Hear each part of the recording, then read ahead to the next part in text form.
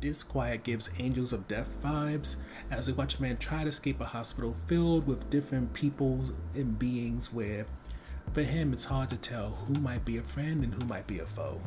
To summarize the film, after a car accident, the lead character Sam wakes up in this weird room, and not too long after taking out all the stuff that the hospital put into him, he realizes that he's in a very strange place. A place where no sooner than he's conscious and is starting to get his bearings, his roommate tries to attack him and he has to literally fight him to the death in order to get him to stop. And then later on, he encounters many people, from a woman named Lily, a guy named Virgil, someone named Carter, Frank, Monica, and others, who all... It's very hard to tell who is an ally trying to get out themselves, if not help him get out, and who are people trying to keep him in a hospital, if not make it so that in this place that seems very much like limbo, he just ends up going mad and end up joining the rest of the people who are keeping others from leaving rather than encouraging them to get out. So, in terms of highlights, I would say this is a very entertaining movie. It's not something that's overly complicated. You can probably turn your head for a bit, rejoin the movie, and you won't miss a thing. And that's one of the benefits of it. It doesn't really require too much attention, yet at the same time, it has enough where no matter what point you jump in at, if you do get distracted, it's still entertaining. Whether you're watching Sam fight off these weird plastic surgery things, women or whatever, if you're watching him fighting his former roommate in the hospital bed, whether you're trying to figure out who may be someone that's on Sam's side, who may try to betray him. And granted, as we'll go into on defense topics, we don't learn a lot about most characters, but you are given enough where you're able to identify who's who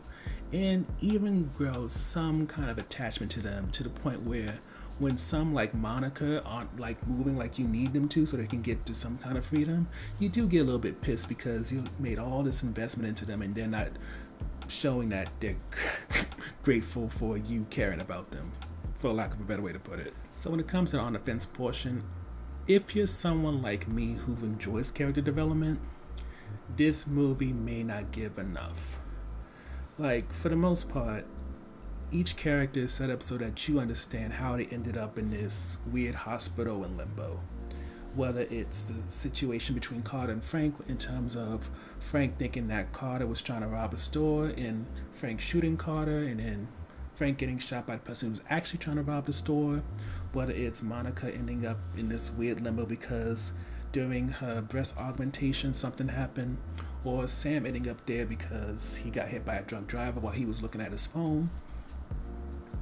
You get more so the basics in a way that kind of gives you the vibe that we're watching how some action movies are, where it's more about setting up the fear or the betrayal more than it is about developing the characters who go through the situation. But I mean, at times you can see though that they could have done more. Prime example, when it comes to Sam, it's mentioned offhand that he might be a womanizer. And I don't know if they mean a womanizer like he's misogynistic or he's cheating on his wife Sarah, but it's a little tidbit that gets dropped, but it doesn't get developed, and you don't really understand it, because